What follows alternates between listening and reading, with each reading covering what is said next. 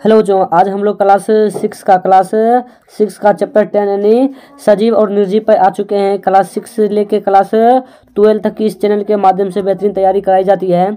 अगर आप इस चैप्टर का PDF पाना चाहते हैं तो आप हमारे मोबाइल नंबर 9576391415 वाले नंबर से जुड़ जाइए। व्हाट्सएप पर मैसेज करिएगा, आपको PDF मिल जाएगा। समझे ना। देखिए, सजीव और निर्जीव के बारे में सबसे पहले जान लेते हैं कि सजीव किसे कहते हैं और निर्जीव किसे कहते हैं। आप कॉपी कलम लीजिए और नोट कीजिएगा कि वे सभी प्राणी जो गति करता है, शोषण करता है, प्रजनन करता है, अपने जैसे संतान उत्पन्न करता है, समझे ना, और वृद्धि करता है, विकास करता है, उसे हम क्या कहते हैं, उसे हम सजीव कहते हैं। जैसे हम लोग क्या हैं, सजीव हैं। पेड़ पौधा क्या है, सजीव है। जितने भी छोटे छोटे जीव जंतु हैं सभी क्या हैं, सजीव हैं। अब निर्जीव जस्ट इसका विपरीत हो जाता है, इसका उल्टा हो जाता है कि जो ना तो गति करता है, ना ही शोषण करता है, ना ही भोजन करता है, ना ही प्रजनन करता है, ना ही वृद्धि करता है और ना ही विकास करता है, उसे हम क्या कहते हैं, उसे हम निर्जीव कहते हैं। समझे ना। अब देखिए, हम आपको एक बात बता दूं कि सबसे पहले हम लोग क्या करेंगे, चैप्टर के बीच में जो सब क्वेश्चन आया है ना उसका आंसर करेंगे और उसके बाद इस चैप्टर का जो पाठ का प्रश्न उत्तर है हम उसको करेंगे। समझे ना। तो आप मेरे साथ बने रहिएगा। समझे ना। अब आइए स्टार्ट करते हैं। देखिए, कहता है कि वृक्ष, लता, छोटे छोटे जीव जंतु, सर्प, कीट, चट्टान, पत्थर, मिट्टी, जल, वायु, सूखी पत्तियां, मृत जीव जंतु, वन में पाई जाने वाली विभिन्न वस्तुओं के उदाहरण हैं। इनमें से सजीव कौन सा है और निर्जीव कौन है। इसमें सजीव को अति करना है, छांटना है। देखिए, वृक्ष हो जाएगा सजीव। लता मतलब क्या होता है, लता मतलब भी पेड़ पौधा होता है, तो ये भी क्या हो जाएगा, सजीव हो जाएगा। बड़े छोटे जीव जंतु भी हो जाएंगे, पक्षी भी हो जाएगा, सर्प यानी सांप भी हो जाएगा, कीट मतलब छोटा छोटा पक्षी होता है, ये भी हो जाएगा।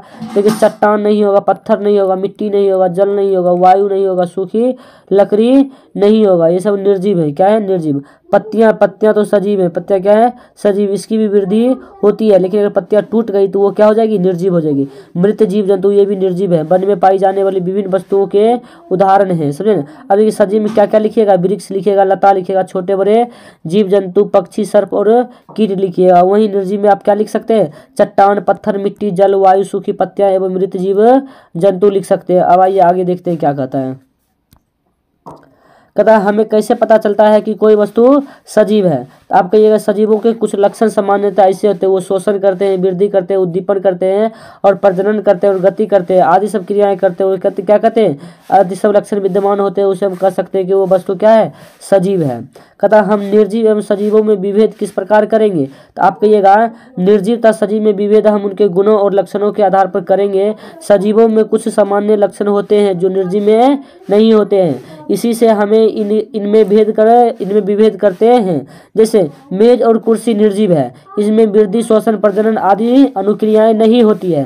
लेकिन मानव, पेड़ पौधा आदि सजीव है, क्योंकि इनमें वृद्धि भी होती है, प्रजनन भी होती है, शोषण होती है, आदि सामान्य क्रियाएं होती है, इसीलिए इसे हम क्या कहेंगे, सजीव कहेंगे। अब 4 नंबर क्वेश्चन देखिए। 4 नंबर क्वेश्चन क्या कहता है, कहता कि आप में कौन कौन से विशेष लक्षण है जो आपको निर्जीव वस्तुओं से अलग करते हैं। तो आप कहिएगा कि मुझ में वृद्धि, शोषण, उद्दीपन, उत्सर्जन आदि जैसे लक्षण हैं जो में निर्जीव में नहीं होते हैं और यही लक्षण मुझे निर्जीव वस्तुओं से अलग करते हैं। अगला कहता है कि क्या सभी सजीवों को भोजन की आवश्यकता है।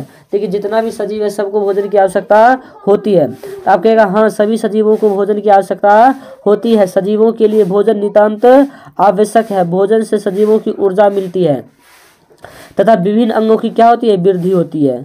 अब आइए आगे देखते हैं क्वेश्चन 6 नंबर क्या कहता है। 6 नंबर, क्या सभी जीवों में वृद्धि परिलक्षित होती है। तो आप इसका आंसर कहिएगा कि हाँ, सभी जीवों में वृद्धि क्या भी परिलक्षित होती है। जैसे बच्चा जिस समय जन्म लेता है उस समय उसका आकार बहुत छोटा होता है और समय बीतने के बाद उसके शरीर में वृद्धि होती रहती है। 1 वर्ष बाद इसके शरीर का आकार बड़ा हो जाता है, 5 साल के बाद और बड़ा हो जाता है, 18 साल के बाद बहुत बड़ा हो जाता है। यही प्रक्रिया पेड़ पौधों एवं अन्य जीव जंतुओं के साथ भी होती है। अब आइए आगे 7 नंबर क्वेश्चन देखते हैं। जैसे कि हम बताए थे कि बीच का टॉपिक कर लेंगे, उसके बाद प्रश्न अभ्यास करेंगे। तो आइए देखते हैं बीच का टॉपिक। कहता है, क्या सभी सजीव श्वास लेते हैं। तो लेते हैं, हाँ, सभी सजीव क्या करते हैं, श्वास लेते हैं। मनुष्य, कुत्ता, बिल्ली, गाय, बकरी आदि जानवर नाक से श्वास लेते हैं और मछली गलफड़ों से श्वास लेती है, केचुआ त्वचा से सांस लेती है, पेड़ पौधे पत्तियों से सांस लेते हैं, लेकिन सभी सजीव सांस लेते हैं। पक्षी ट्रैकिया के माध्यम से सांस लेते हैं। कहता क्या पौधे भी श्वसन करते हैं, तो सही बात है। कहेगा हाँ पौधे भी श्वसन करते हैं। पौधे की श्वसन क्रिया में गैसों का विनिमय मुख्यतः उनकी पत्तियों द्वारा होती है। पत्तियां सूक्ष्म रंध्रों द्वारा वायु को अंदर ले जाती है और पौधे श्वसन क्रिया में कार्बन डाइऑक्साइड ग्रहण करते हैं और ऑक्सीजन छोड़ते हैं।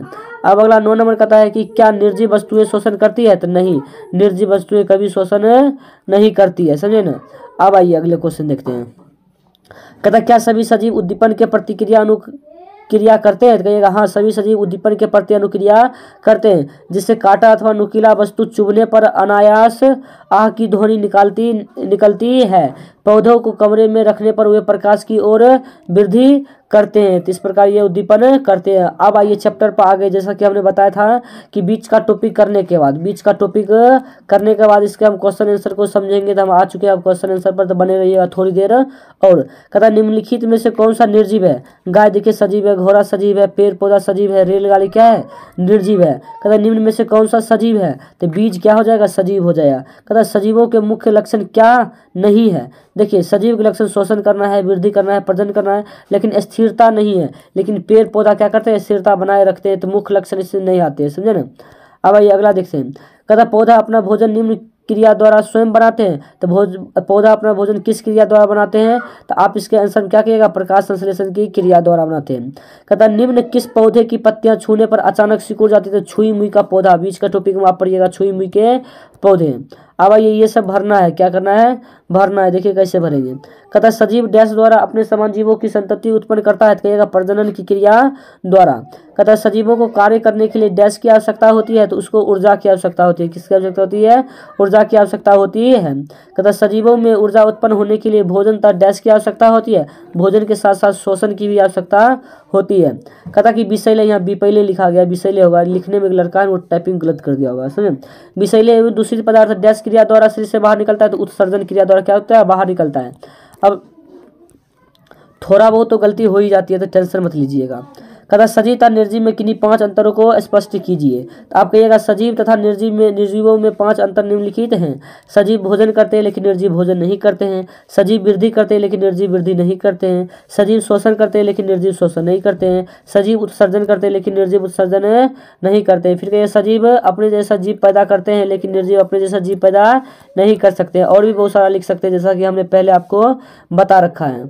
अब कहता है गाड़ी गतिमान है लेकिन सजीव नहीं है, कैसे। तो आप कहिए केवल गतिमान होना ही सजीव होने का काफ़ी नहीं है। गाड़ी गतिमान भी होती है तो वह किसी सजीव के प्रयास से ही होती है, समझे ना।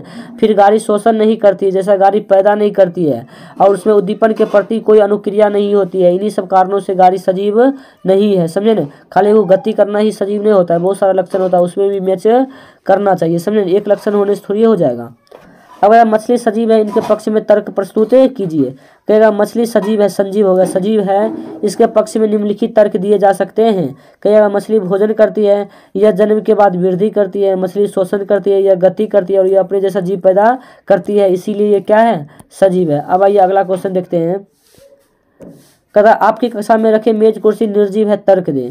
कहिएगा हमारी कक्षा में रखे मेज कुर्सी निर्जीव है, इसके पक्ष में निम्नलिखित तर्क दिए जा सकते हैं। अब देखिए कौन कौन सा तर्क आप दे सकते हैं, समझे ना।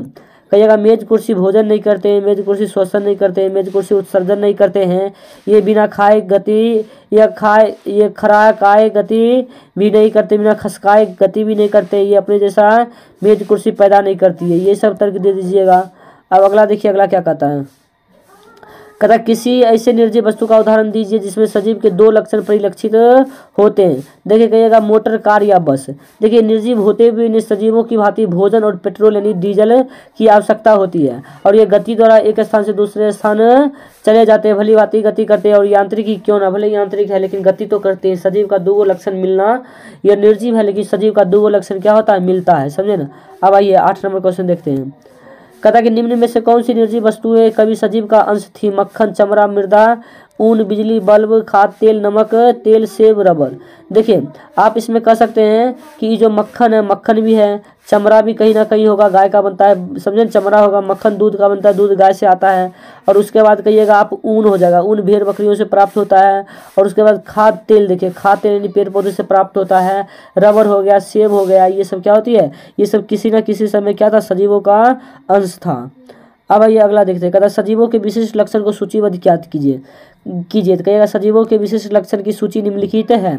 सजीव भोजन करते हैं, सजीव वृद्धि करते हैं, सजीव शोषण करते हैं, सजीव उत्सर्जन करते हैं, सजीव अपने जैसा जीव पैदा करते हैं, सजीव उद्दीपन की प्रतिक्रिया अनुक्रिया करते हैं। पौधे के अलावा सभी सजीव गति करते हैं, सिर्फ पौधा नहीं करते हैं। आपका यह चैप्टर यहीं द इंद होता है। अगर आपको यह चैप्टर अच्छा लगा है, यह क्वेश्चन से आपको समझ आया, तो आप हमारे चैनल को सब्सक्राइब करिए और कमेंट करके हमें ज़रूर बताइए वीडियो कैसे लगा। धन्यवाद।